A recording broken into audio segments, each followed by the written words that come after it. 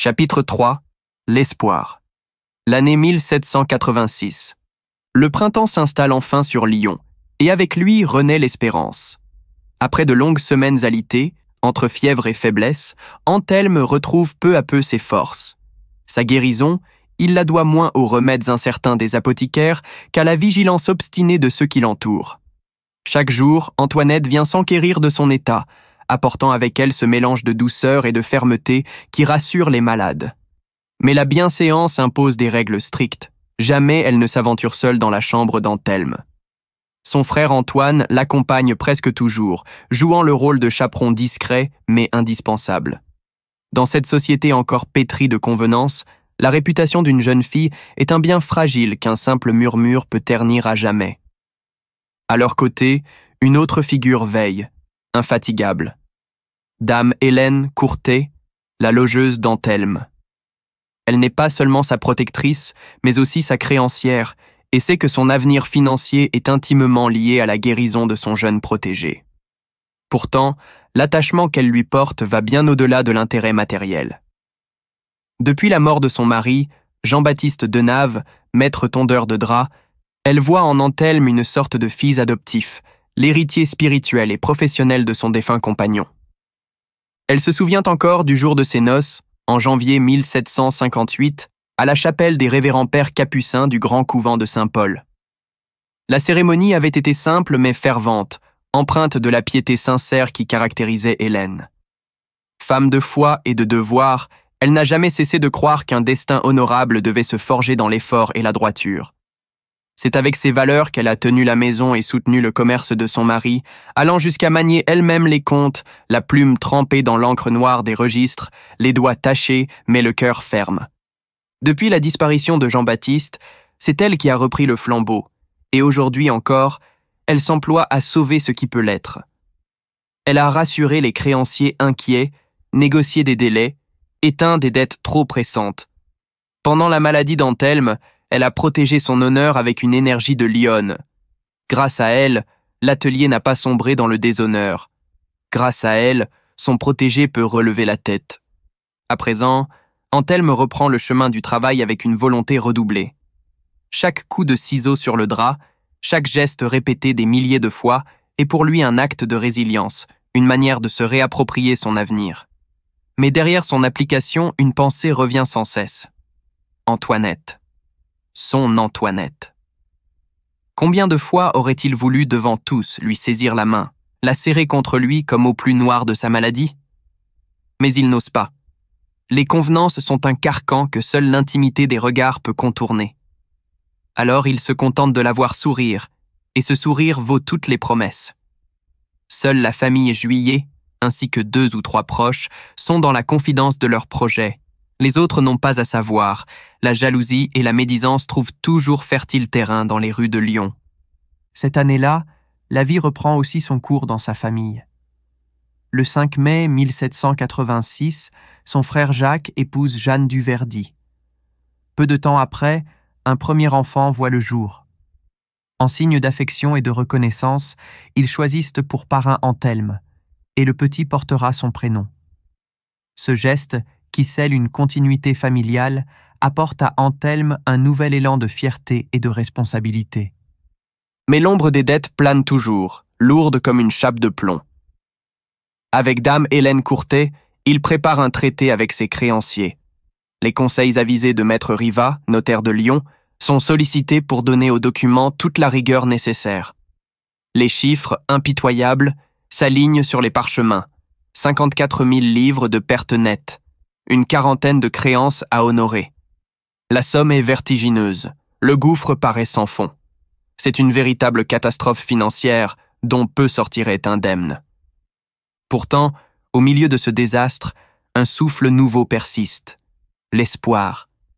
Espoir de redresser l'atelier. Espoir d'un avenir aux côtés d'Antoinette. Espoir, surtout, de montrer que la volonté et l'honneur d'un homme peuvent triompher des revers les plus cruels. Et cet espoir, en ce printemps de 1786, devient pour Anthelme Sevé une raison de vivre plus forte que jamais. La Saint-Jean d'été est passée. Louis Juillet ne veut pas de mariage dans de telles conditions. Il trouve même qu'Antelme CV a bien de la chance d'avoir autant d'amis, de personnes qui l'aident et le soutiennent. Quel bougon il fait! C'est lui qui trompe la joie. L'attachement d'Antoinette pour Antelme continue discrètement mais fortement. Dans ses difficultés, c'est elle qui est la confidente de ses tourments. Elle est souvent présente à ses côtés. Ils se voient le plus régulièrement possible. Mais Antelme se doit de travailler et négocier avec ses créanciers. Il faut bien les rassurer. Mais ce ne sont que des gages moraux. Occupé, il faut bien vivre de son commerce parallèle, qui est très rémunérateur. Il a su à temps, par son honnêteté et sa confiance à ses associés. Et puis arrive enfin le 10 août 1786. Ce matin, à l'heure de 9, commence chez Maître Rivat notaire à Lyon, le traité du drame de la vie d'Antelme et de nombreux actionnaires pris eux aussi dans la tourmente financière. Ce sont les anciens emprunteurs pour l'achat du moulin, voilà juste 1 an. Pas de chance au tirage. Antelme avait racheté toutes ses économies, ses papiers, son stock dans le moulin qui a brûlé avec tout son habitat et surtout ses espoirs. Les créanciers ou leurs représentants sont là. Tous vont devoir participer à la clôture amiable de la procédure judiciaire sur 8 ans. L'étalement des dettes est accepté à 85% de leur choix, car c'est la seule solution pour récupérer au moins quelque chose. Avec ce traité, Antelme devrait pouvoir surmonter et repartir. La famille et les amis attendent à l'extérieur les résultats des transactions globales. Il faut dire que la majorité des créanciers sont justement de sa famille ou d'anciens amis. Il est midi sonnant quand ils sortent. Le plan de redressement est accepté. Ce n'est pas la joie, mais un soulagement. Chacun retourne à ses occupations. Antelme est très abattu et n'a pas le cœur à travailler. Il est comme vidé de ses forces, ou son esprit est obscurci. Il prend le temps de remercier tous ceux qui sont ici. Il avait déjà dû remercier ses créanciers pour leur compréhension à son égard. Antoinette, en retrait, pleure discrètement. Elle a peur. Un doute sur la réussite de sa vie avec cet homme est en train de s'installer. Dans le combat, il a perdu son panache. Et brusquement, devant tout médusé, Antelme embrasse Antoinette sur la bouche, sur les joues, et, affrontant son auditoire, s'approche de Louis Juillet pour lui demander officiellement qu'Antoinette devienne sa femme. Parents et amis avaient bien compris qu'il y avait quelque chose entre Antelme et Antoinette. Même discrète, leur complicité cachée créait un drôle de climat. L'espoir contrarié. L'été et l'automne 1786. Dans le quartier, l'épisode fit sourire plus d'un. On savait Antelme entier, sincère, incapable de feindre. Aussi, lorsque Louis Juillet, malgré sa sévérité coutumière, se laissa convaincre par son obstination, tous comprirent qu'il se passait là quelque chose d'inhabituel. Antelme ne faisait jamais rien comme les autres. Chaque geste, chaque parole semblait vouloir forcer le destin. Personne n'osa commenter à haute voix, mais les regards échangés, les sourires discrets suffisaient, l'audace du jeune homme et surtout la présence constante d'Antoinette à ses côtés avaient éveillé une admiration contenue.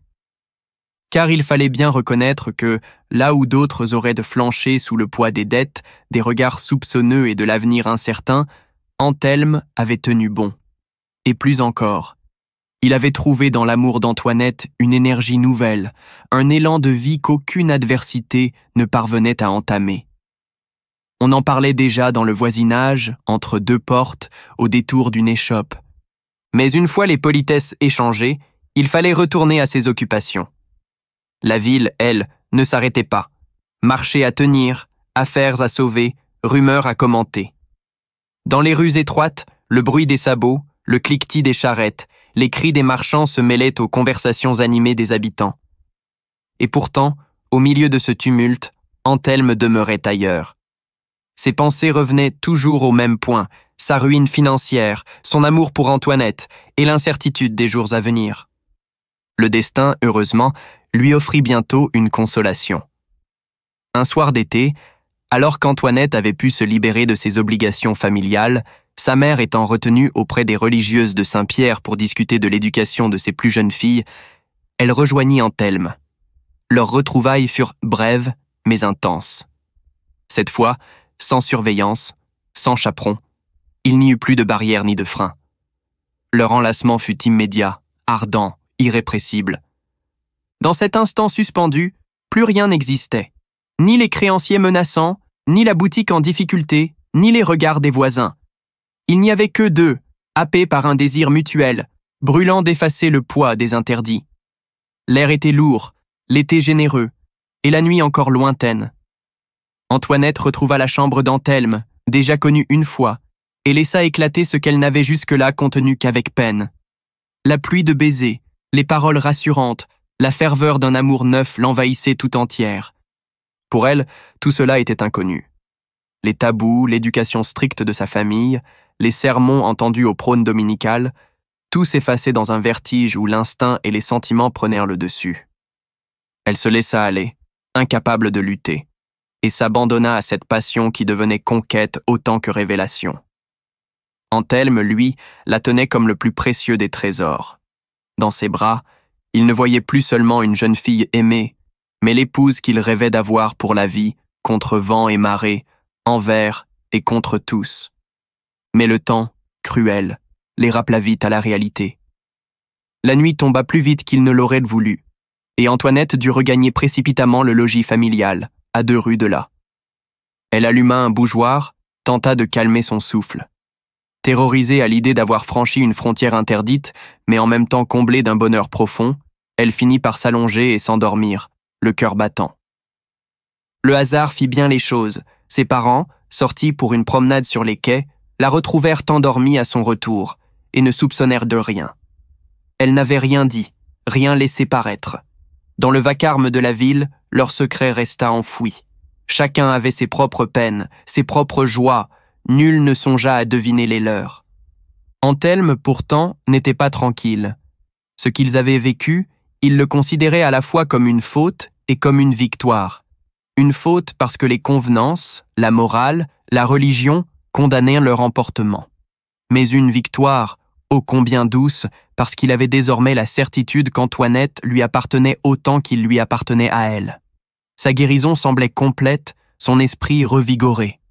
Il rêvait de l'enlever, de l'arracher aux rigueurs de sa famille, mais il savait qu'Antoinette, attachée à l'honneur et à l'obéissance due à ses parents, ne lui pardonnerait jamais un tel geste. Alors il n'y avait plus qu'une solution, le mariage, et vite. Il en parlait avec impatience, brûlait de fixer une date. Mais Louis Juillet restait inflexible. Pour lui, les temps n'étaient pas propices. Sa fille, encore mineure, devait attendre. Le mariage n'est pas une fuite, disait-il, c'est un établissement. Il voulait du temps, des garanties, des conditions solides. Sa fille pouvait être consentante, certes, mais lui, père et chef de famille, voyait les choses autrement. L'automne avançait et les tensions s'accumulaient. Antoinette, la mère, observait sa fille avec inquiétude. Elle la trouvait changée, moins mélancolique qu'autrefois, mais traversée d'une nervosité nouvelle, d'une impatience mal contenue. Elle devinait bien les raisons de ce trouble, mais elle ne voulait pas que l'union se concrétise avant la fin de l'année. Ses projets à elle, les terres, la retraite à la vigne, ne s'accordaient pas avec la précipitation des jeunes amoureux. Pourtant, la roue de la vie tournait. Anthelme et Antoinette, accompagnés d'Antoine Juillet, partirent en calèche vers Luis, le village natal d'Anthelme. Ils rendirent visite à Catherine, sa mère, qui les accueillit avec chaleur et fierté.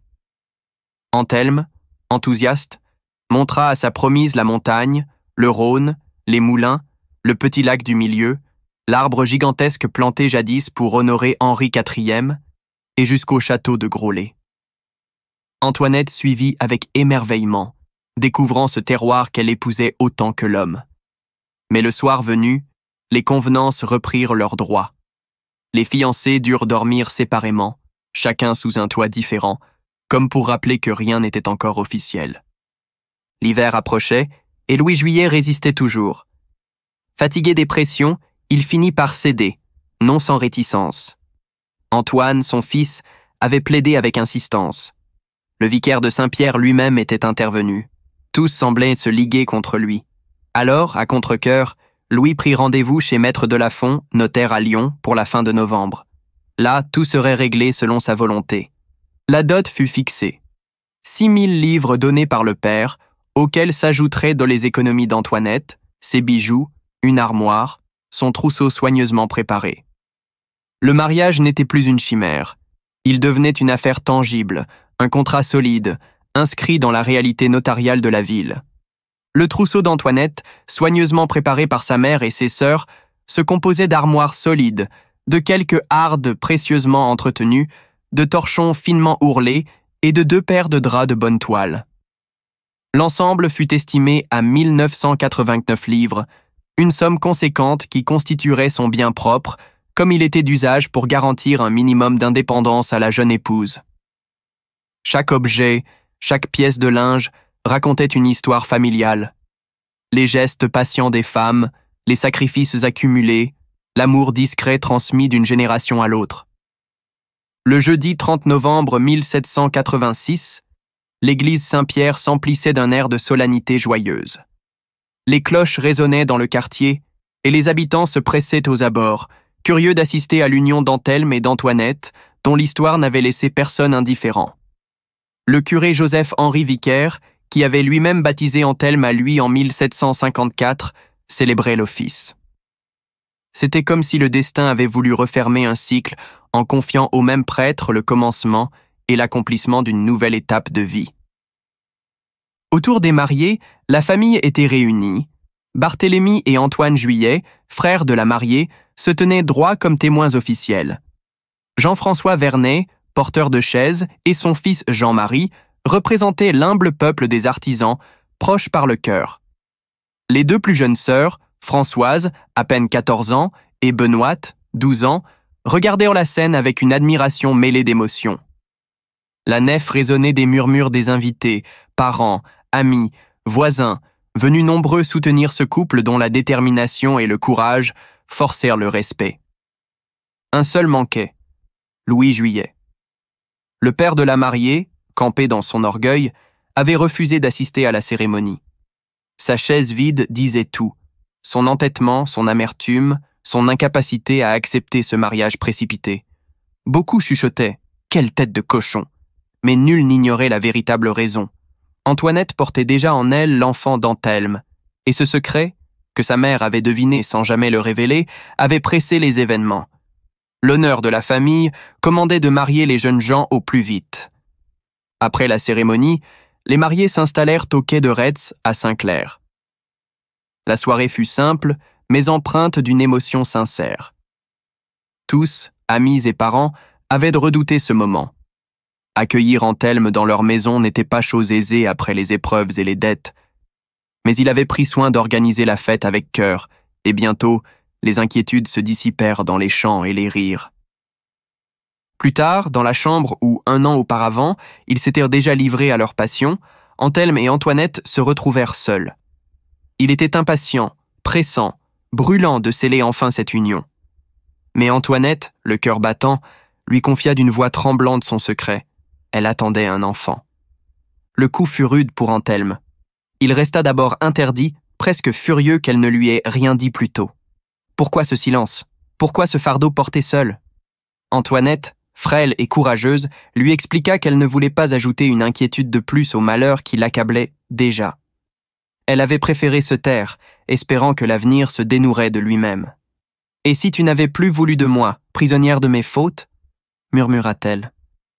Anthelme baissa la tête. Ses reproches s'évanouirent. Il comprit la grandeur de son geste, cette volonté de protéger son honneur même dans le secret. Alors il serra Antoinette contre lui. « Je ne regrette rien, dit-il enfin. Mon amour est pour toi, et désormais pour l'enfant qui vient. » Ce fut une nuit de promesses et de tendresse, non de fougue. Ils s'endormirent enlacés, le cœur gonflé d'une espérance nouvelle. Au matin, un grand chahut retentit dans l'escalier. Les compagnons de la noce, un peu ivres, venaient tambouriner à la porte, comme le voulait la coutume. Il fallait constater que le mariage avait bien été consommé. Rires, chants, bouteilles circulèrent dans le couloir. Anthelme demanda un peu de répit. Finalement, les avoir trouvés ensemble, en chemise, suffisait à rassurer tout le monde. La tradition voulait moins un contrôle qu'une continuation de la fête, souvent agrémentée d'alcool fort et de plaisanteries graveleuses. Mais les réjouissances ne pouvaient masquer les réalités. Les derniers mois de l'année furent consacrés à un travail acharné pour organiser l'échelonnement des dettes civiles. Grâce à l'énergie et à la persévérance de dame Hélène Courtet, un accord fut trouvé. Le 29 décembre 1786, chez le notaire Rivat, Anthelme et ses créanciers signèrent les engagements définitifs de remboursement. C'était une délivrance. Les conditions restaient lourdes, mais désormais l'avenir avait un cadre clair. Plus tôt ils tournèrent la page, mieux ils pourraient reconstruire. Anthelme sortit de l'étude du notaire avec un mélange de fatigue et d'espoir. À ses côtés, Antoinette avançait fièrement, la main sur son ventre encore discret. Il savait que la route serait difficile, mais il n'était plus seul. L'amour, un foyer, un enfant à venir, et un engagement d'honneur. Autant de raisons de croire en des jours meilleurs. Anthelme, malgré sa fougue, restait avant tout un marchand avisé. Coquin dans ses affaires autant que dans sa vie privée, il n'avait pas donné le nom de tous ceux qui lui devaient encore de l'argent. Et pour cause, la liste était longue et, habilement, elle couvrait à elle seule presque l'équivalent de ses nouveaux crédits. Il savait qu'avec patience et ténacité, ces sommes finiraient par revenir dans ses caisses et alimenter ses finances. Peu à peu, le balancier penchait de nouveau en sa faveur. D'autant que certains créanciers, lassés ou conciliants, avaient consenti à lever leurs droits d'hypothèque sur ses biens. Anthelme pouvait désormais manœuvrer avec une liberté nouvelle, gérer ses affaires en toute légalité et retrouver ce sentiment grisant de tenir de nouveau les rênes de son destin. Le 9 mai 1787, un événement bien plus heureux illumina sa vie. La naissance de son premier enfant. Une fille à laquelle on donna le prénom de sa mère et de sa grand-mère maternelle, Antoinette Sève. L'enfant vint au monde dans une maison de Saint-Clair, entre les cris étouffés, les odeurs de linge bouilli et les battements affolés d'un cœur de jeune père. Anthelme, ému et maladroit, tenait ce petit être fragile dans ses bras calleux de tondeur de drap. Il lui semblait porter le monde entier. Le baptême fut une nouvelle fête. Antoinette Desargues, proche de la famille, en fut la marraine, et Jean-François Vernet, toujours présent, fut choisi comme parrain. Ce dernier profita de l'occasion pour annoncer une nouvelle réjouissante. Les fiançailles de sa fille Louise avec Antoine Juillet, le frère d'Antoinette. Ils s'étaient rapprochés lors du mariage d'Anthelme et d'Antoinette, mais en vérité, ils se connaissaient depuis longtemps, voisins de quartier, habitués à se croiser dans les ruelles et sur les marchés. Le mariage eut lieu le 28 août 1787, encore une fois à l'église Saint-Pierre, sous les regards attendris des familles. Les témoins étaient Barthélemy Juillet, frère de l'époux, et Jean-Marie Vernet, frère de l'épouse. Louise, blanchisseuse de dentelle, venait d'un milieu modeste mais travailleur. Son père Jean-François était affineur, sa mère Benoît-Tray tenait le foyer. Le contrat fut enregistré chez Maître de Tours, notaire à Lyon, comme il se devait. Pendant ce temps, Barthélemy, autre frère Juillet, nourrissait des ambitions plus franches. Il voulait devenir boucher. Mais pour réussir, il devait encore apprendre à compter et à écrire. Dans ces années, le savoir n'était pas un luxe, mais une condition indispensable pour s'élever et s'assurer une place parmi les corporations. Anthelme et Antoinette, désormais parents, s'installèrent dans une nouvelle demeure, la maison Putineux, à l'angle de la rue Puy-Gaillot. La vie semblait prendre un cours plus paisible, mais les affaires restaient périlleuses. Les créanciers, même lorsqu'ils avaient signé un accord, n'étaient pas tous des hommes d'honneur. Certains, vindicatifs, n'hésitaient pas à franchir la porte de leur foyer pour réclamer de l'argent, parfois avec brutalité. Ce fut le cas de Luc Duplâtre et de son neveu Claude, qui se montrèrent particulièrement menaçants. Sous la contrainte, usant même de menaces de mort, ils obligèrent Anthelme à signer 2 billets à ordre, l'un de 1111 livres et 19 sols, l'autre de 330 livres, fixés à des échéances plus favorables pour eux. Une manœuvre d'autant plus révoltante qu'ils avaient déjà apposé leur signature au traité du 10 août 1786 et conservèrent malgré tout 2 anciens billets comme garantie supplémentaire. Anthelme, indigné, décida de ne pas se laisser faire. Le 23 septembre 1787, il porta plainte auprès de la sénéchaussée. L'affaire fut confiée au notaire Touragnon, dont l'étude se situait rue de la Barre à Lyon. Les pièces produites, les témoins entendus et la mauvaise foi des Duplâtre reconnus, la justice trancha en sa faveur. Anthelme sortit de l'audience soulagé, mais conscient des dangers qui rôdaient encore autour de lui. Dans ce monde d'affaires, la frontière entre le commerce et la violence restait fragile. Anthelme, emporté par son ardeur et désireux de revivre l'ivresse de leurs premiers élans, avait, durant l'été 1786, possédé Antoinette avec cette fougue qui lui était propre. Le résultat ne s'était pas fait attendre. À peine mariés, les voilà déjà parents, et Antoinette, fragile encore, portait un second enfant. La vie devenait plus compliquée. Un nourrisson à allaiter dans un bras, et bientôt un autre enfant à porter dans le ventre. Leur logement exigu de la rue Puy-Gaillot semblait soudain bien étroit pour accueillir tant de vie, tant de responsabilités. Les murs étouffaient, les nuits étaient tachées de pleurs, et les soucis financiers pesaient toujours en arrière-plan. L'hiver passa dans le froid et les privations, mais aussi dans l'espérance. Vint enfin le printemps, ce temps de renaissance, où la ville s'agitait déjà au rythme des beaux jours retrouvés. Antoinette, proche d'accoucher, dut quitter le logement. Elle portait dans ses bras la petite Antoinette, âgée d'1 an à peine, et avançait d'un pas lourd, la fatigue peinte sur son visage. Elle était accompagnée de sa mère, qui l'avait soutenue jusque-là, mais il fallait désormais rejoindre Anthelme. Celui-ci l'attendait sur une péniche amarrée en face de la rue Basseville, dans la continuité de la rue de l'Arbre Sec. Le moment fut poignant. En larmes, Antoinette embrassa sa mère avant de poursuivre seule, serrant la fillette contre elle malgré le poids qui l'accablait. Dans sa main libre, elle tenait un document préparé par Anthelme, un projet d'accord avec un concurrent qui pourrait devenir un futur associé. Même au seuil d'un accouchement, les affaires ne cessaient jamais d'occuper leur vie. Elle s'engagea sur la passerelle de bois qui tanguait légèrement sous son pas. Chaque mouvement la faisait vaciller, et son souffle devenait court. À l'approche de la dernière planche, le danger faillit la surprendre, chanceler, glisser, tomber. Mais Anthelme, vigilant, se précipita vers elle et la rattrapa in extremis. Éperdu d'inquiétude, il la conduisit dans la cabine et la fit s'allonger sur une paillasse. Mais il comprit aussitôt, à la pâleur de son visage et à l'humidité soudaine de ses jupes, Antoinette perdait les os. L'enfant était en chemin. Le temps pressait. Impossible de la ramener à terre sans danger, la péniche étant trop éloignée et le jour déjà bien avancé. La sage-femme la plus proche se trouvait au début de la rue Pizet, mais nul ne pouvait l'atteindre assez vite. Un ouvrier courut chercher des hardes propres sur le bateau-mère, tandis qu'Anthelme, le cœur battant, tentait de garder son calme.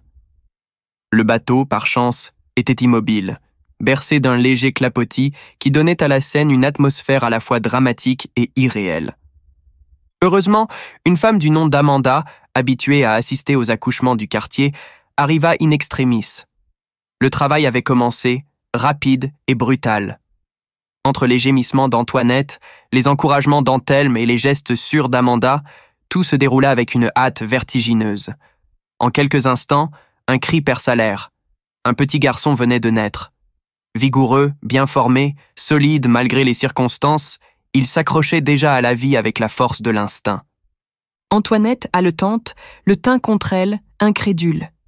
Elle n'avait pas calculé ce jour précis, n'avait pas imaginé qu'il viendrait si tôt, et encore moins sur l'eau. « Naître sur le Rhône, quel présage !» murmura-t-elle en caressant la tête de son fils. Était-ce un signe de destinée? Un enfant né entre deux rives, entre la terre ferme et l'onde mouvante? Anthelme, bouleversé, embrassa sa femme et son nouveau-né. Tout souci s'effaça pour un temps. Plus d'affaires, plus de dettes, plus de créanciers. Il n'y avait que ce miracle, ce fils inattendu, arrivé dans un tumulte de larmes, de peur et de joie mêlées. Très vite, on fit appel au charretier de Jean-François Vernet, qui se trouva disponible. Avec l'aide d'un compagnon, il aménagea une couchette de fortune pour transporter Antoinette et l'enfant. La péniche fut doucement approchée de la rive et mère et fils furent déposés en sécurité, rue Basseville. La petite Antoinette, confiée à la grand-mère, retrouva bientôt sa mère et son nouveau frère. Ce samedi 17 mai 1788, Lyon bruissait déjà de 1000 rumeurs. Les habitants commentèrent l'affaire. Encore les sèves, disait-on dans les tavernes et sur les marchés. Leur nom revenait sans cesse dans les conversations et jusque dans les gazettes. Drames, dettes, mariages, naissances. Chaque épisode de leur vie semblait un feuilleton qui captivait la ville entière. Heureusement, le temps avait été clément ce jour-là. Pas de pluie, pas de vent, la passerelle était sèche. Un détail, mais qui avait évité un malheur. Le soir venu, Anthelme, soulagé, reprit son labeur avec ses ouvriers. Les affaires devaient continuer, toujours. Mais lorsqu'il regagna son foyer, il trouva sa femme assoupie, son enfant dans les bras. Alors seulement il s'autorisa à se reposer, son cœur débordant de fierté. Il avait pris le temps de lire enfin la missive qu'Antoinette lui avait portée au prix de tant d'efforts. Le concurrent pressenti, hélas, se dérobait. Il refusait d'investir une forte somme et se retirait du projet. Anthelme haussa les épaules. « On ne gagne pas à chaque coup », dit-il en souriant à son fils. Cette fois, la vraie victoire était ailleurs. Le lundi 19 mai 1788, 2 jours seulement après sa naissance mouvementée sur le Rhône, le petit Joseph Sève fut porté au fond baptismaux. Le vicaire Perrin, de la paroisse Saint-Pierre et Saint-Saturnin, prononça les paroles sacrées. Dans l'église encore fraîche de la matinée, le nourrisson, enveloppé dans un linge blanc, pleurait doucement, tandis que ses parents, émus et fiers, le présentaient à la communauté. Le parrain choisi était Joseph Milot, marchand limonadier établi sur la place de la Platière, un homme connu dans le quartier pour son commerce animé. La marraine, Marie-Magdeleine d'Anguin, épouse Brun, représentait la piété et la respectabilité des familles lyonnaises proches des Sèves. L'assemblée, composée de parents et d'amis, suivit avec gravité l'office qui liait désormais l'enfant à la communauté chrétienne. Joseph Milot n'était pas un inconnu. Ami de Jean-Louis Micot, il appartenait à un réseau de relations où se mêlaient marchands, artisans et musiciens. Car Jean-Louis Micot, fils de Pierre Micot, descendait d'une famille illustre. Son oncle, Jean-Baptiste Micot, avait été officier de la reine Marie Leschinska et l'un des plus grands facteurs d'orgue du siècle. Installés à Fontaine en Franche-Lyonnais en 1777, Pierre et Jean-Baptiste y étaient morts en 1783 et 1784. Leur nom restait associé à des instruments prestigieux et leur histoire fut plus tard racontée avec minutie par Madame Gros dans son ouvrage « Les Sieurs Micot, facteurs d'orgues et de lumière ». 2011, Association Jean Ribaud des Amis de l'Orgue de Saint-Pons-de-Thomières. Ainsi, par les alliances de parrainage et d'amitié, le jeune Joseph Sève héritait d'un environnement où se mêlaient commerce, artisanat et culture musicale. La famille Juillet et ses tourments. Pendant que les Sèves célébrèrent la naissance, la famille Juillet, elle, continuait à porter le poids des difficultés financières. Louis Juillet résidait toujours à Lyon avec les siens. Depuis 1782, il s'efforçait de régler la succession de son père, décédé cette année-là. Cette situation expliquait en grande partie ses réticences et son intransigeance lors du mariage de sa fille Antoinette. L'argent manquait cruellement et la dot pesait comme un fardeau. Le 18 novembre 1787, chez Benoît, notaire de Fontaine, Louis s'acquitta des dispositions du testament du 5 mars 1770 de Claude Juillet, son défunt père. Il dut verser 24 livres à sa nièce Claudine Lalive, épouse de Laurent Bouchinet, meunier place de la Croix-Rousse, elle-même fille de Laurence Juillet, sœur de Louis. Cette cascade de dettes et de legs montrait bien la dispersion des biens familiaux, émiettés entre de multiples héritiers. Les affaires se compliquaient encore. Le 30 octobre 1788, Claudine Lalive, demeurant chez le sieur Duchesne, meunier place des Carmes de l'Observance, reconnut devoir à Louis Juillet, meunier place de la Croix-Rousse, la somme de 260 livres en francs lyonnais, héritée d'une créance ancienne. Le 14 octobre 1788, toujours chez Benoît Notaire, Jean Lalive, garçon meunier du quai de Saône et fils de Claude Lalive, reconnut à son tour devoir 300 livres à Louis, dont il avait déjà versé 200 livres par quittance, datée du 3 février 1786. Antoine Juillet, frère cadet, se trouva lui aussi en mauvaise posture. Demeurant quai Saint-Clair, il fut assigné en reconnaissance de billets par Marie-Joseph Gilliot, bourgeoise de Lyon, pour une promesse de 192 livres en date du 7 octobre 1787. N'ayant pas comparu, la créance fut déclarée valide par le procureur Pascal, le 16 septembre 1788. La même année, le 2 septembre 1788, Claude Lalive, autre parent, épousa à Aînée Anne Duverdy, cuisinière et fille du défunt Étienne Duverdy. Or, cette union tissait de nouveaux liens surprenants. Anne était cousine par alliance de Louise Sévoz, sœur d'Anthelme Sève. Et plus encore, une autre Duverdy, Jeanne, était déjà l'épouse de Jacques Sève, frère d'Anthelme, depuis le 25 janvier 1785 à Saint-Pierre. Ainsi, au gré des mariages et des dettes, les familles Juillet, Sève, Duverdy et Vernet s'entremêlaient toujours davantage, renforçant ce tissu lyonnais de parenté, de solidarité, mais aussi de créances, de procès et d'obligations mutuelles. 5. Les années noires, fin 1788, 1793. L'hiver 1788 à 1789 s'abattit sur Lyon avec une brutalité inouïe. On n'avait pas vu pareille rigueur depuis des décennies. Dès le 23 novembre 1788, le gel s'installa, dur et implacable. Le Rhône et la Saône, d'ordinaire si vivants, si mouvants, furent peu à peu pris dans une gangue de glace. Les jours s'égrenaient, et la morsure du froid ne faiblissait pas. Fin janvier 1789, on mesurait jusqu'à 18 pouces de glace sur le Rhône, près de 50 centimètres d'une chape impitoyable. Pour Anthelme Sève, comme pour tant d'autres bateliers et meuniers, ce fut une épreuve de chaque jour. Ses bateaux à friser, son gagne-pain, risquaient à tout moment d'être broyés, écrasés sous la poussée des glaces. La fortune d'une famille pouvait disparaître en une nuit, au fracas de la débâcle. Le pont Morand, nouvel ouvrage encore fragile mais déjà essentiel, joua paradoxalement un rôle de salut. En bloquant le flux, il protégea les embarcations d'Anthelme, ainsi que celles de Louis et d'Antoine Juillet. Pendant 3 semaines entières, 12 hommes furent mobilisés sans relâche pour dégager les coques, briser la glace autour des moulins flottants, maintenir une respiration vitale dans cet étau gelé. C'était une lutte de tous les instants, faite de haches, de pieux et de cordages, où les bras gelaient avant les outils et où l'eau figée se transformait en piège mortel. Partout ailleurs, le désastre fit rage.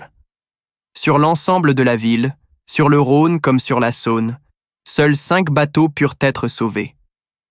Tous les autres furent broyés par la pression des glaces, emportant avec eux la subsistance de dizaines de familles. On voyait les coques craquer, les roues s'effondrer, les structures s'écrasaient dans un grondement sinistre. Des cris montaient dans le froid, impuissants. Les hommes pleuraient devant la ruine de leurs biens, les femmes serraient leurs enfants contre elles dans les maisons glacées. Les autorités, dépassées, tentèrent d'organiser la défense. Une ordonnance des prévôts des marchands réglementa les secours, mobilisant des équipes pour dégager les glaces, distribuant quelques maigres aides pour les plus touchés. Mais comment lutter contre une telle force de la nature? Lyon, figée dans le froid, ressemblait à une ville assiégée par l'hiver lui-même. Les rues désertes craquaient sous la neige, les cheminées fument à peine, faute de bois ou de charbon. Pour Anthelme, ce fut une victoire fragile, presque miraculeuse que d'avoir préservé ses bateaux. Mais à quel prix? 3 semaines de lutte acharnée, de nuits sans sommeil, de fatigue exténuante et toujours cette crainte sourde que la glace d'un seul coup emporte tout. Cet hiver marqua les esprits. Dans les tavernes comme sur les places, on ne parlait que du Rhône figé, des moulins broyés, de la faim qui rôdait. Les journaux commencèrent à relayer la misère, les complaintes circulaient dans les rues. On pressentait que ce n'était pas seulement une saison rude, mais le début d'une ère nouvelle, faite de crises, de révoltes et de bouleversements. Et pour la famille Sève, ce n'était encore que le commencement des années noires. Le 3 février 1789, les échevins publièrent un arrêt sévère. Interdiction désormais de reconstruire aucun bateau, ni aucune usine flottante en amont du pont de la Guillotière. Trop de désastres, trop de risques. Cette décision, lourde de conséquences, frappait de plein fouet les familles de meuniers et de bateliers qui vivaient du fleuve. Elle allait peser longtemps sur les affaires d'Anthelme et de ses associés. Le 14 mars 1789, Lyon tout entier retenait son souffle. En prévision de la grande convocation des États généraux à Versailles, une vaste assemblée fut convoquée à l'église des Cordeliers. 300 membres du clergé, 317 nobles et 350 délégués de la ville prirent place sous les voûtes majestueuses. Le sujet principal des débats était l'octroi, cet impôt sur les marchandises qui étranglait les Lyonnais. Trop lourd, trop injuste, il devenait insupportable pour le peuple comme pour les artisans. Déjà, la colère grondait. Au milieu de ces bouleversements politiques, la vie d'Anthelme suivait son cours, avec ses propres urgences. Un soir de juin, alors qu'il était occupé sur son bateau à surveiller la trémie, il vit surgir sa belle-sœur Benoîte, essoufflée d'avoir couru. « Anthelme, Anthelme, Antoinette, elle est en train d'accoucher !» lança-t-elle, haletante. Le moment tombait mal. L'usine battait son plein, et Anthelme ne pouvait s'absenter. Chaque minute comptait pour le travail. Mais à cet instant, un ouvrier arriva par la passerelle, prêt à le remplacer. Anthelme n'hésita plus. Il prit son seau, plongea la louche dans le Rhône et tira sur la longue corde qui actionnait la cloche de bronze. Son signal de départ, un appel qui résonna au fil de l'eau comme une chanson de sirène. Il donna ses instructions rapides, estima le temps de production pour la nuit, puis se précipita vers son logis. La pluie se mit à tomber à torrents au moment même où il franchissait le pas de sa porte. Tout semblait s'accorder pour ce jour mémorable.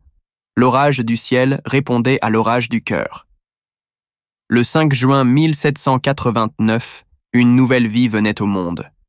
Antoinette, soutenue par des voisines et une sage-femme, mit au monde leur deuxième fille. Quand Anthelme entra, trempé de pluie, il trouva son épouse épuisée mais rayonnante, tenant le nourrisson contre elle. Une autre Antoinette pour aider l'aînée, plaisantait-il en souriant à travers ses larmes. 3 enfants désormais animaient que foyer. Une toute petite, une fillette déjà éveillée, et ce nouveau-né fragile. Leur logement, déjà exigu, devenait étouffant.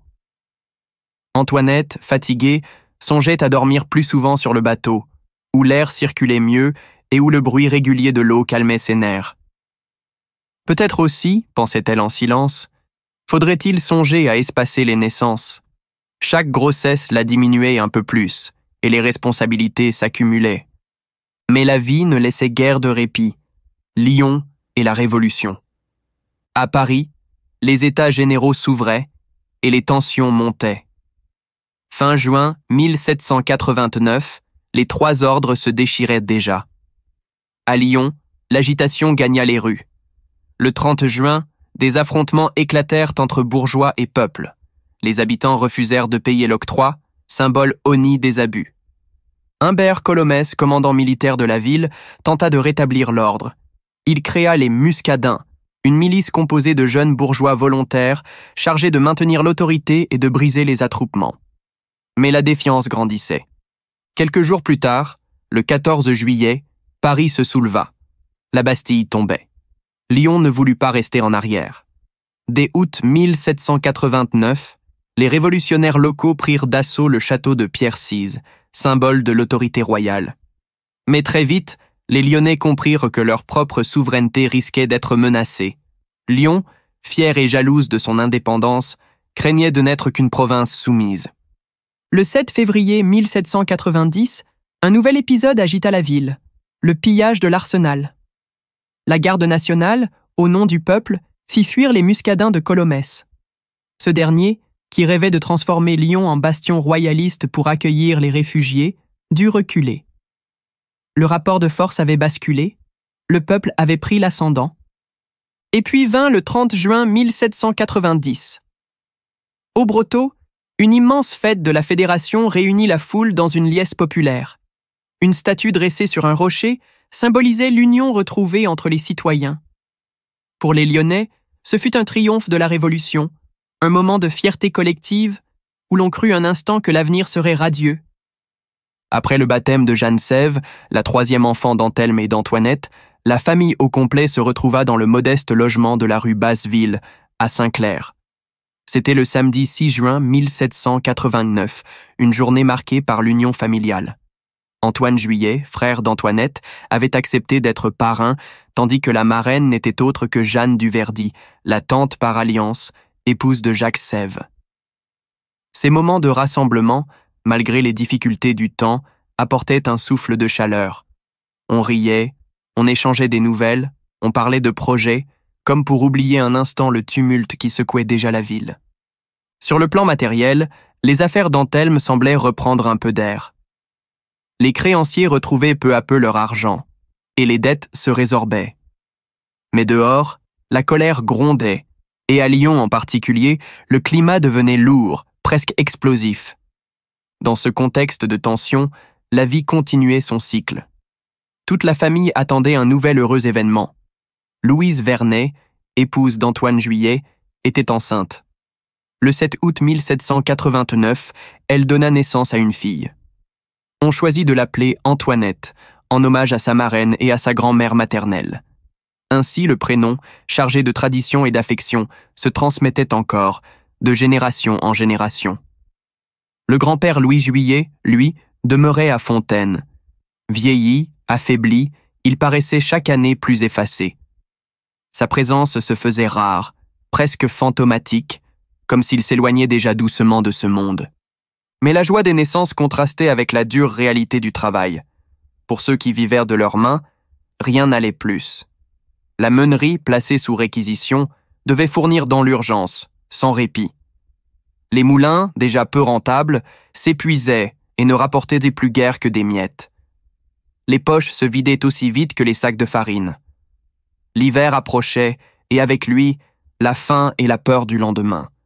Dans les ruelles sombres et humides, l'angoisse se lisait sur tous les visages. Le drame frappa bientôt Anthelme et Antoinette de plein fouet. Leur première fille, la petite Antoinette, s'éteignit le 12 novembre 1789. Elle avait 2 ans et demi. La cause en était simple, brutale. Un logement insalubre, mal ventilé, où l'humidité et les miasmes avaient affaibli l'enfant. Pour les parents, ce fut une douleur indicible. Restait Joseph, solide garçon de 18 mois, et Jeanne, le dernier-né, tous deux vigoureux et pleins de vie. Mais la perte de l'aîné laissa une plaie profonde dans le cœur de la mère. Et comme souvent dans les familles endeuillées, l'amour, les larmes et la consolation se mêlèrent.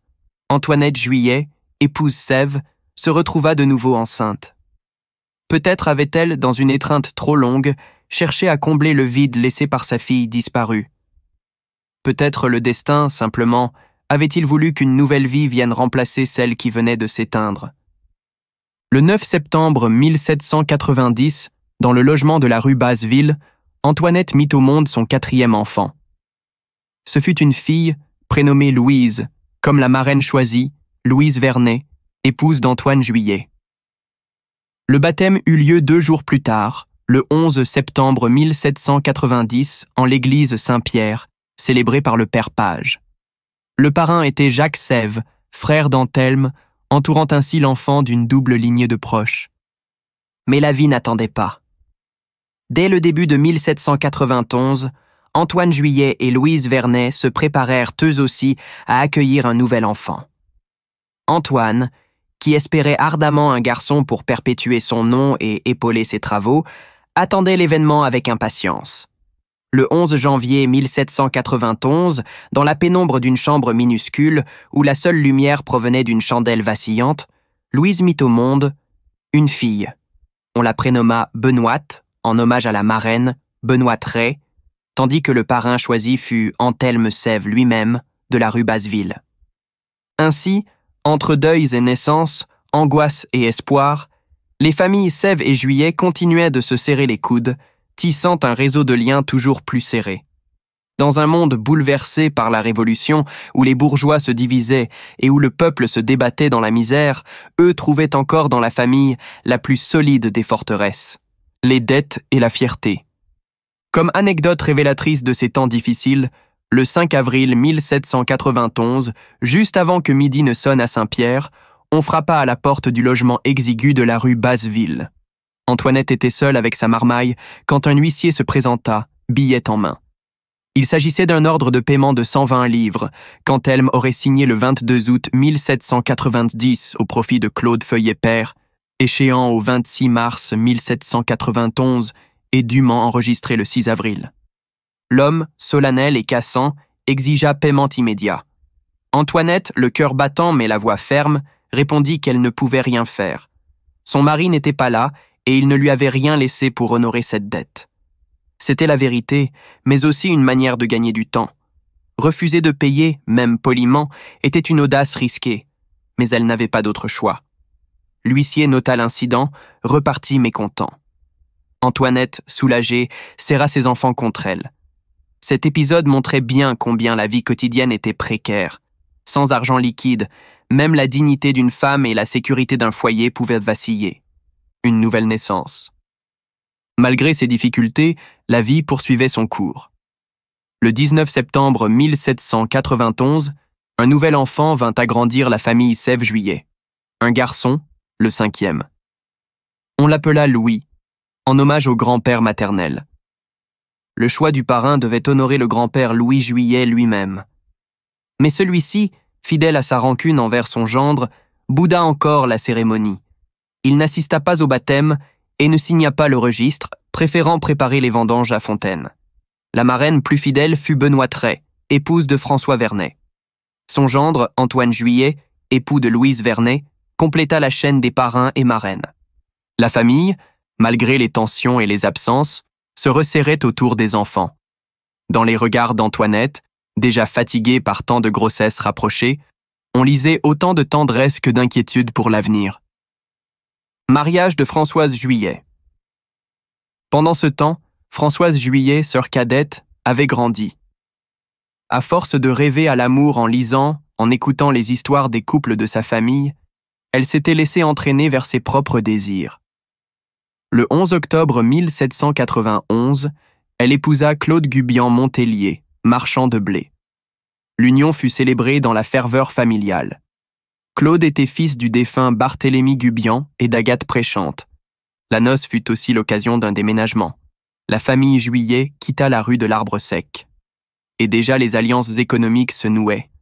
Antoine Juillet, frère de Françoise, était désormais marchand de farine, et son mariage avec Louise Vernet l'avait rapproché des Vernet. Lui et son beau-frère Gubian devinrent plus associés que concurrents, chacun tenant un pan du commerce céréalier lyonnais. La question de la dot. Mais tout n'était pas simple. Le 7 octobre 1791, devant le notaire Chazal de Lyon, un nouvel accroc survint. Louis Juillet, encore une fois, fit mauvaise figure. C'est la dot de sa fille Françoise qui l'agaçait. 6 000 livres, auxquels s'ajoutaient 2 000 livres d'économie provenant de son travail, ainsi que ses bijoux, vêtements et hardes. L'époux, de son côté, apportait 10 000 livres. Le contrat fut passé chez Pessiot à Lyon, confirmant la solidité de l'union. Mais Louis, incapable de masquer son amertume, laissa percer sa frustration. Donner une telle somme lui paraissait insupportable, alors que ses propres affaires étaient moribondes. On y apprit aussi qu'Antoine Juillet, depuis son mariage, était officiellement devenu marchand de farine. Pourtant, l'association implicite qu'il formait avec son beau-frère Gubian ne fut pas aussi fructueuse qu'espéré. Entre les aléas du commerce, la réquisition des grains et la révolution qui grondait, les bénéfices se faisaient rares. Le prêt de 1792. Les difficultés s'accumulaient. Le 5 mars 1792, en l'étude de maître Chazal, un nouvel acte scella la solidarité des familles. Anthelme Sèvres et son épouse, Antoinette Juillet, habitant rue Basseville, Louis Juillet, installé à Fontaine, Claude Gubian, domicilié rue Basseville, Antoine Juillet, marchand farinier à Rochetaillé en Lyonnais, et Antoine Sèvres, établi rue Grenette, s'engagèrent ensemble pour un prêt de 4 840 livres. La somme devait être rendue à sieur Antoine Feuillet, ou à son ordre, 2 400 livres pour le 31 décembre 1792, et les 2 440 restantes pour le 31 décembre 1792-1793. Une dette lourde, mais qui liait encore davantage les familles par des obligations communes. C'était à la fois un pari et un fardeau. Un pari que l'avenir et le travail finiraient par payer. Un fardeau car chacun savait que la moindre crise pouvait tout faire s'effondrer. Louis Juillet, fils de Louis Juillet, s'était marié l'année précédente. Un mariage heureux, semblait-il. Il avait fait un choix judicieux en épousant une Antoinette habile, vive, souriante et bien faite. Leur union, célébrée le 12 juillet 1792 en l'église Saint-Pierre, portait déjà les signes d'une entente solide. La proximité des grands-parents maternels avait renforcé le caractère familial de la cérémonie. Louis, rationnel et travailleur, poursuivait encore ses activités en 1792, peut-être plus par obligation que par choix, chez Claude et Antoinette Niéry. Son domicile, rue Jean-Marie Gubelin à la Guillotière, dans le réseau de la ville basse, était établi dans une maison acquise en 1784. L'enracinement familial s'affermissait dans ce quartier en pleine mutation. Le 21 juillet 1792, un nouvel emprunt fut contracté chez Maître Chazal, notaire à Lyon. L'affaire concernait Benoît de Saint-Péret, qui apportait un capital de 7000 livres, fruit de son travail. Son capital immobilier à Rochetaillé représentait quant à lui environ 20 000 livres, preuve de la solidité patrimoniale que certaines branches de la famille cherchaient à préserver malgré les secousses du temps.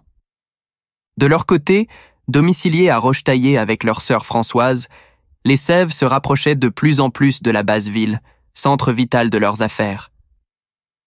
Toute la famille semblait alors se concentrer sur un même espace, le quai du Rhône, à l'arrière de la maison Saint-Claude, contre revers de Noyer. Ce regroupement dessinait comme une petite enclave familiale au cœur d'une ville en plein tumulte. Mais tout n'était pas harmonie. Le 14 septembre 1792, toujours devant le notaire Chazal, Jean-Claude Gubian et Jean-Marie Gubelin furent témoins d'un événement douloureux, la séparation de Claude Gubian et de Françoise Sève. Cette rupture, rare et mal vue, serait officialisée par des formalités l'année suivante. Elle montrait combien la période, marquée par les tensions économiques et politiques, ébranlait aussi les unions familiales. Dans le même temps, Louis Juillet clarifiait l'accès aux héritages de sa benjamine, Bénédicte. Lingère de métier, elle vivait chez ses sœurs, notamment Antoinette, rue Grenette. Le 24 juillet 1792, Bénédicte épousa Jean-Marie Gubelin en l'église Saint-Nizier, devant une assemblée nombreuse. Toute la famille Juillet, une partie des Sèves, ainsi que des habitants de Fontaine avaient fait le déplacement. Ce mariage, comme tant d'autres, consolidait les liens entre familles de métier, ici meuniers, marchands et lingères, au sein du tissu social lyonnais. Mais derrière ces alliances et ces dots, le climat restait morose. Les familles cherchaient à comprendre le sens de cette vie bouleversée. Comment continuer à avancer quand tout semblait manquer? Les Lyonnais, malgré leur réputation d'ordre et de travail, s'entassaient dans les rues, se montraient, discutaient, encombraient les places. Mais le pain, lui, devenait rare. Le travail aussi. La faim gagnait les foyers. Les Juillets, pragmatiques, en venaient à penser qu'il valait mieux se retirer à Rochetaillé, loin du tumulte de la grande ville, là où la vie, sans être prospère, pouvait au moins rester tenable. Le départ de Lyon. Louis Juillet et son épouse avaient donc pris une décision douloureuse mais nécessaire, quitter Lyon. La Révolution, qui avait fait naître tant d'espérance au début, tournait désormais à la tragédie. Ils savaient qu'ils ne prospéreraient plus jamais dans la grande ville. L'avenir n'était plus ici. Leur foyer s'était peu à peu vidé. Les enfants, devenus adultes, avaient repris leur envol. Louis et sa femme, fatigués par les années, comprenaient que l'heure de la retraite était arrivée. Rester à Lyon, désormais, signifiait risquer sa vie à chaque instant. Rafles, dénonciations, violences populaires, nul n'était à l'abri. La chance, pour une fois, leur sourit. Louis parvint à louer son moulin sur le Rhône, ce qui lui assura un revenu modeste mais stable. Il quitta la rue de l'Arbre Sec et s'installa à Fontaine, dans la petite maison familiale près du petit moulin. Ce retour aux racines lui offrait la sécurité que la ville ne pouvait plus garantir. Il laissa son ancien logement à son fils Antoine, qui avait réussi à s'établir grâce à son mariage avec une fille de famille laborieuse et modeste. Par ses relations et son travail, Antoine pouvait rester à Lyon sans craindre les représailles qui s'abattaient sur les notables et les bourgeois. Quant à Barthélemy, autre fils de Louis, établi comme boucher à la Guillotière, il profitait aussi de ce repli familial, bien que les relations entre frères ne fussent jamais simples. L'entente, fragile, se maintenait tant bien que mal, chacun cherchant à survivre. Lyon en crise. La misère s'installait. Le gouvernement s'effondrait, et avec lui les emplois que les nobles et les riches bourgeois procuraient à une multitude de travailleurs. Les grands employeurs, eux-mêmes, avaient presque tous quitté la ville. Lyon, qui comptait près de 150 000 habitants avant la Révolution, se vidait de ses forces vives. Près d'un quart de la population avait déjà quitté la cité. Les familles retournaient dans leur province d'origine, cherchant refuge dans leur village en attendant des jours meilleurs. La guerre contre les puissances étrangères, les difficultés d'administration des finances publiques et l'effondrement de l'économie ajoutaient encore au désarroi. Les biens des bourgeois perdaient rapidement de leur valeur et chacun redoutait qu'ils ne deviennent bientôt sans prix, tant la débâcle semblait inévitable. À chaque instant, de nouvelles réquisitions pouvaient tomber, pour la nation, disait-on. Mais ces prélèvements arbitraires ruinaient les foyers, rendant la vie proprement impossible. Chronique révolutionnaire. Quelques nouvelles éparses permettent de suivre le climat de ces années. 19 septembre 1792. Une pétition contre l'octroi, la taxe sur les marchandises entrant en ville, souleva l'agitation. Ce jour-là, ce furent les femmes révolutionnaires qui prirent la rue. En occupant les places et les accès, elles imposèrent les tarifs qu'elles réclamaient, sans même que la garde nationale n'intervienne. C'était la victoire des ménagères, des mères, de toutes celles qui subissaient de plein fouet la flambée des prix. L'octroi, en effet, frappait surtout les denrées de première nécessité, augmentant encore le prix du pain et de la farine. 29 octobre 1792, une procuration fut rédigée chez Maître Chazal. Jean-Claude Gubian, demeurant rue Plat d'Argent et à Rochetaillé, agissait comme agent de l'Hôtel-Dieu. Âgé de 23 ans, il se fit représenter par son beau-frère Antoine Juillet, tanneur établi dans l'ancien canton de la Halle à Lyon. Leur objectif, contraindre Marie-François Gubian, autre frère, à rendre des comptes après son refus répété de présenter des redditions. Ce document, d'apparence banale, montrait combien les tensions familiales et économiques se mêlaient au bouleversement du temps. Même au sein des clans unis, les intérêts divergeaient et les procès devenaient monnaie courante. Ainsi, au cœur des tempêtes révolutionnaires, les familles Sève, Juillet, Vernet et Gubian continuaient tant bien que mal à nouer des alliances, à régler des dettes, à contracter des prêts. La grande histoire avançait à pas de géant, mais leur vie quotidienne se réduisait à une lutte pour tenir, jour après jour, dans une ville où la faim et la peur s'étaient installées comme des compagnes permanentes. Les Sève accablés. La famille Sève croulait sous le poids des dettes. Accablés de toutes parts, ils n'arrivaient non plus à faire face. Paul, sans travail, était reparti à Luis, contraint de retourner au pays natal pour survivre. Jacques, l'épicier, peinait lui aussi. Sa boutique, jadis vivante, n'était plus qu'une devanture vide. Les étals restaient désespérément vides, il ne trouvait plus de nourriture à vendre, et même pour sa propre subsistance, les jours passaient dans l'angoisse. Antoine Juillet, père à nouveau. Dans ce contexte sombre, un petit rayon de lumière vint éclairer l'automne 1792. Antoine Juillet devint père pour la 4e fois. Le 7 novembre, son épouse Louise Vernet mit au monde un garçon. Elle avait tant souffert des grossesses précédentes, une première qui n'était pas allée à terme, puis 2 filles, Antoinette et Benoîte, qui l'avaient laissée épuisée, que cette naissance avait un goût particulier. Enfin, un garçon. On le prénomma Louis, comme ses 2 grands-pères, le citoyen Louis Juillet, établi à Fontaine, et Jean-François Vernet, demeurant à Lyon. Mais en ces temps de suspicion, plus question de cérémonie publique. Plus de baptême éclatant, plus de curés invités à bénir l'enfant devant l'assemblée. Trop dangereux. Les prêtres étaient à surveiller, les familles suspectées au moindre signe de fidélité à l'ancien régime. On se contenta donc d'un baptême discret, célébré à Fontaine, à l'abri des regards. Le nouveau-né, sa mère épuisée et ses 2 sœurs s'y reposaient, entourés de Louis et Antoinette Juillet, les grands-parents. Des affaires malgré tout. Pourtant, même dans ce climat de peur et de misère, il restait de la place pour les affaires, du moins pour ceux qui osaient saisir les opportunités. L'hiver apporta une transaction notable. Le 17 janvier 1793, un fonds de calendrerie appartenant à Marie Gras fut mis en crédit. À Lyon, rue Longue, Antoine Bonaventure, négociant et fondé de pouvoir de la dame Gras, céda à Antoine Juillet, demeurant rue Grenette, aux Halles, une calandre pour apprêter les padois et étoffes de soie. La vente, enregistrée chez Pompierre, notaire, portait sur l'ensemble de l'atelier. Ressorts, crochets, 15 rouleaux de bois, 2 pilons, 2 roues de cuivre, des guidons pour dévider, 6 balles assorties, une échelle, 3 soupentes, jusqu'à un vieux cheval noir, aveugle, mais encore utile. L'ensemble, situé au rez-de-chaussée de la rue Pisaille numéro 135, fut cédé pour 1000 livres avec un loyer de 225 livres pour le local. Ce genre de transaction montrait bien l'époque, tout se vendait, tout se rachetait, parfois à bas prix. La soie de Lyon, jadis richesse de la ville, s'écroulait dans la tourmente. Mais pour les plus habiles, il restait des opportunités. Antoine Juillet en faisait partie. La mort du roi. Puis arriva la nouvelle qui fit trembler la France entière.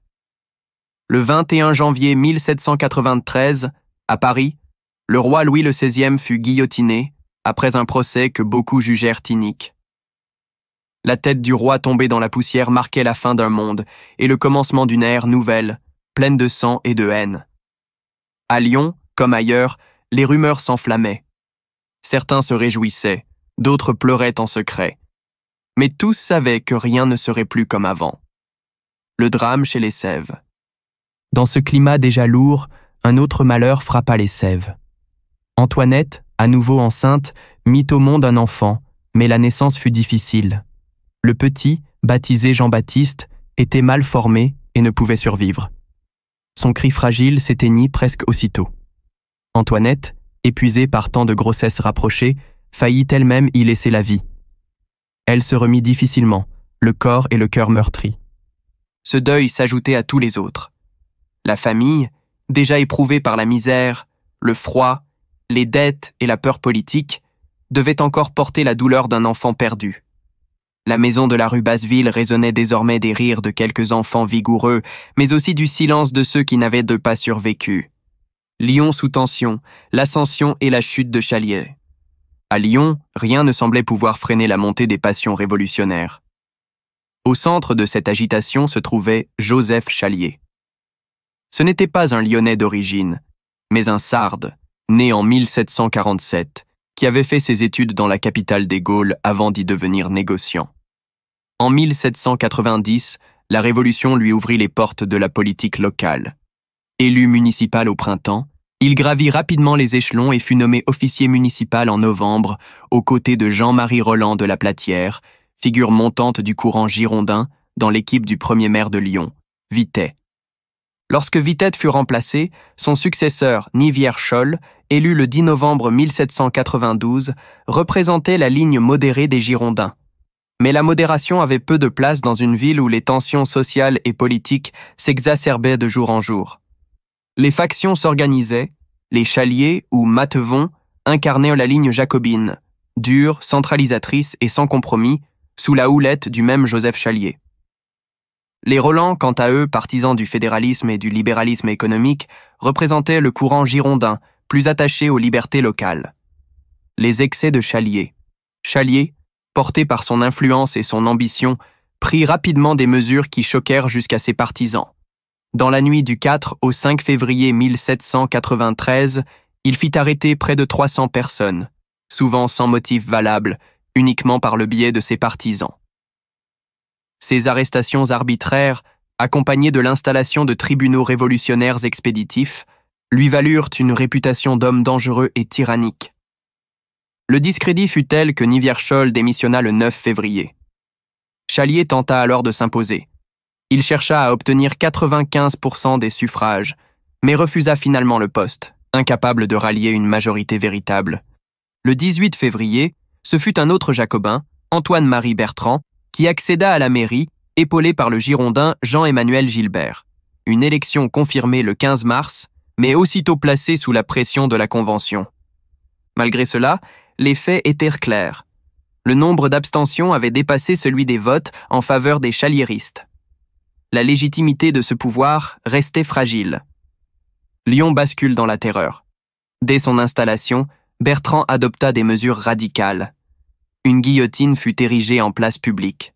Une taxe sur le pain fut instaurée, frappant durement les familles déjà affaiblies.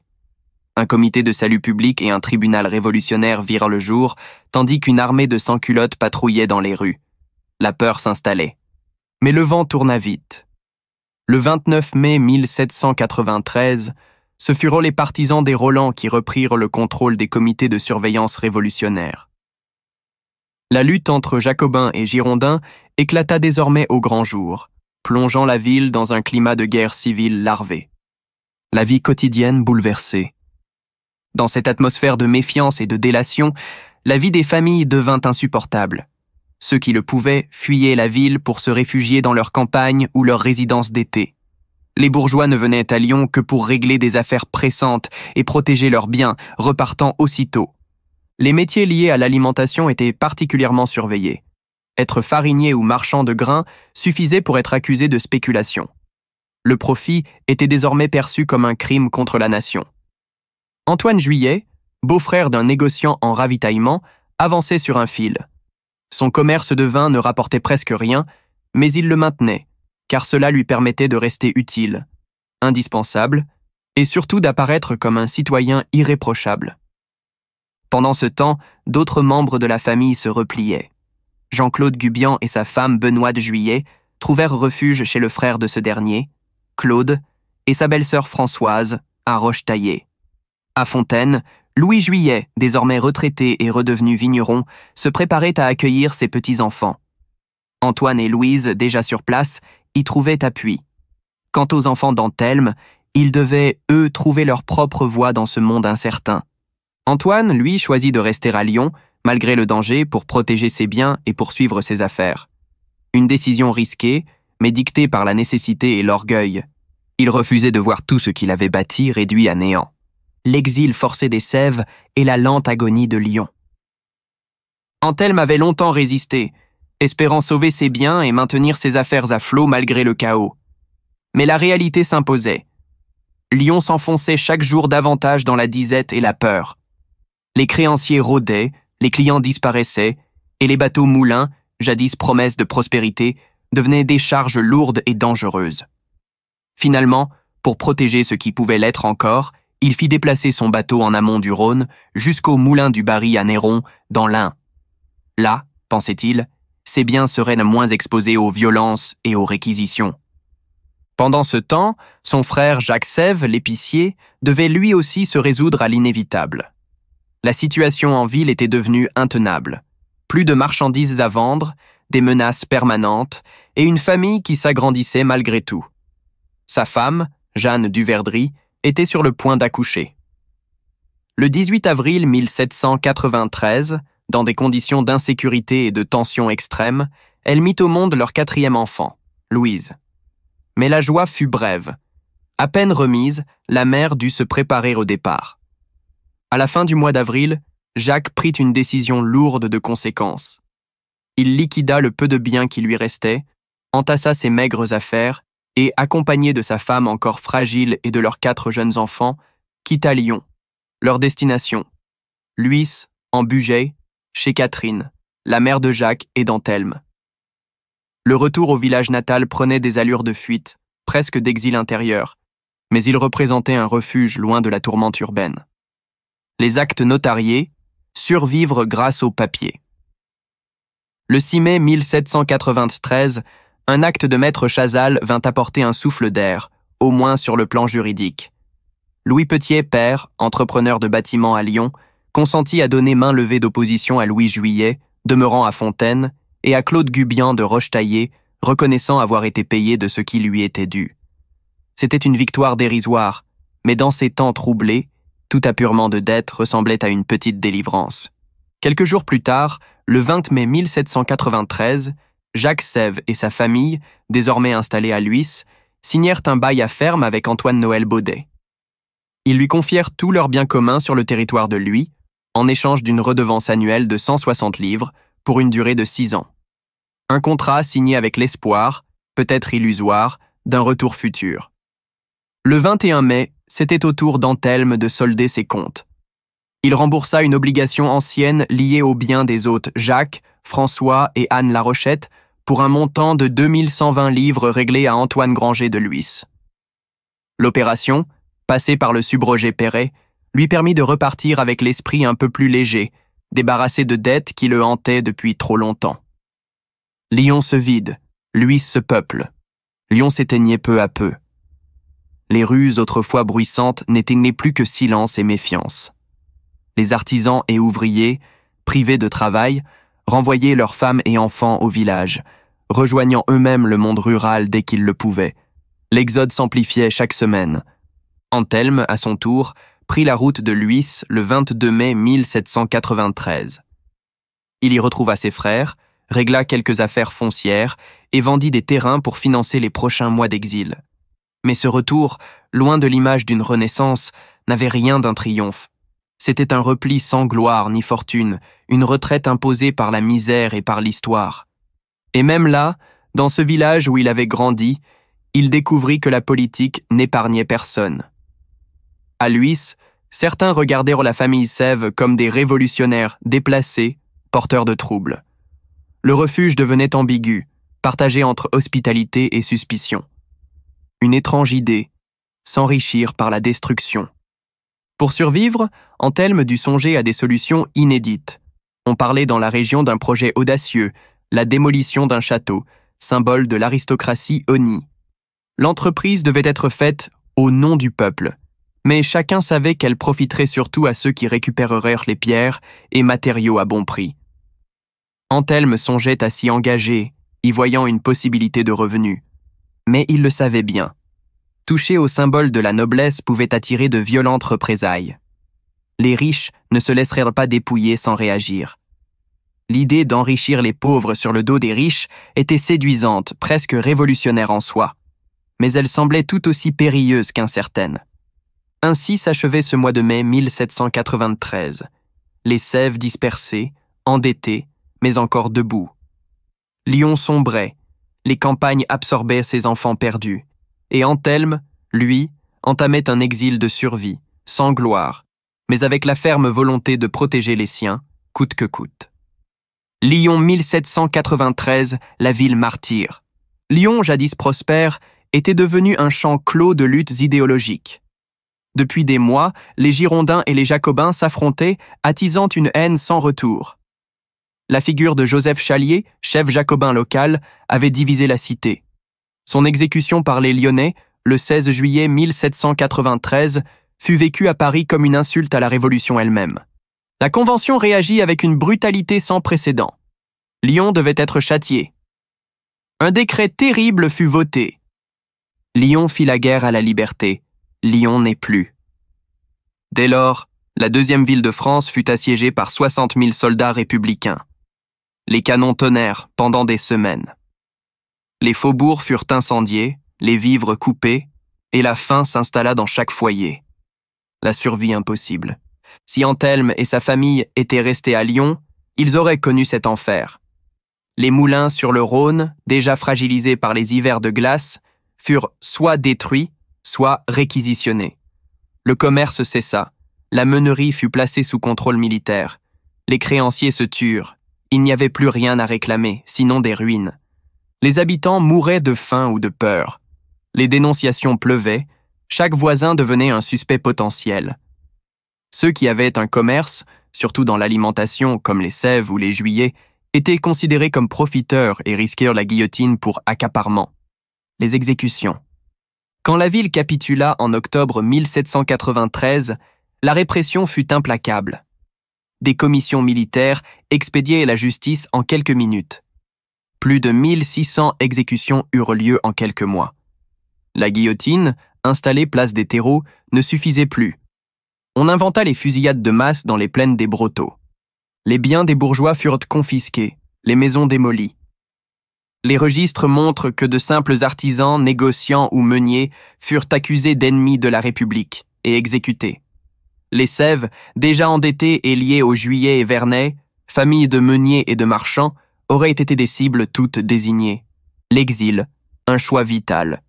À Lhuys, Anthelme vivait pauvrement, obligé de vendre des terres et de chercher des expédients pour nourrir sa famille. Mais il vivait. À Lyon, il serait mort, ou aurait vu périr sa femme et ses enfants. Le siège de Lyon transforma son exil en salut providentiel. Certes, il y eut l'humiliation de quitter ses affaires, la douleur de voir la ville natale s'autodétruire, mais dans ce retrait forcé se joua la survie des générations à venir. Carnet d'un meunier lyonnais, automne 1793, avec notes en miroir sur la famille Sève. 5 septembre 1793, Lyon. À la boulangerie de la rue Grenette, on nous a distribué à peine une miche par foyer, noire, lourde, faite de paille et de poussière. Les enfants pleurent, les mères se battent, et les soldats frappent ceux qui réclament. Au Brotteau, 40 hommes ont été fusillés ce matin. Au même moment, à Luis, Anthelme Sève retrouve ses frères et règle ses affaires locales. Il s'efforce d'apurer de vieilles dettes et d'assurer un minimum de sécurité pour Antoinette et les enfants. L'exil est rude, mais il leur permet d'échapper à ces scènes de misère et de sang qui frappent Lyon. 20 septembre 1793, Lyon. Une femme portait un nourrisson mort, hurlant devant l'église close. Plus de prêtres, plus de bénédictions. Lyon n'a plus d'âme. On dit que les Sèves ont fui dans leur village du Bugey. Quelle chance! Nous autres, restés ici, nous vivons comme des rats. À Luis, Anthelme et Antoinette reprennent souffle. Ils se retrouvent entourés des frères et de la vieille Catherine Sève. Leur vie n'est pas facile, mais ils peuvent nourrir leurs enfants. Le Rhône, à distance, n'est plus qu'un souvenir amer. 4e octobre 1793, Lyon. La guillotine ne s'arrête plus. Place des terreaux, le sang coule dans les caniveaux. Les enfants jouent à compter les têtes. Moi, je n'ai plus de métier, plus de farine, plus d'honneur. Au même moment, dans le silence de lui, Anthelme imagine déjà d'autres projets. Travailler la terre, démolir un château pour survivre, réinventer son avenir. Le malheur est là aussi, mais pas la terreur quotidienne des fusillades. 20 octobre 1793, Lyon. Au Brotteau, on exécute par dizaines. Le fleuve emporte leurs corps. Nous ne sommes plus que des ombres. À Luis, les Sèves commencent à reconstruire des liens familiaux et à solder leurs dettes locales. L'exil leur a sauvé la vie. À Lyon, beaucoup d'artisans meuniers disparaissent dans les fosses communes. 30 octobre 1793, Lyon. Lyon n'est plus qu'une ville de cendres et de sang. Si ce carnet est retrouvé, qu'on sache que nous avons eu faim, peur et que nous avons été trahis. À la même date, Anthelme Sève, réfugié au pays, écrit peut-être lui aussi, non pas un journal de désespoir, mais les premières lignes d'une renaissance. Les Sèves ne sont pas anéantis. Ils ont trouvé dans l'exil une planche de salut.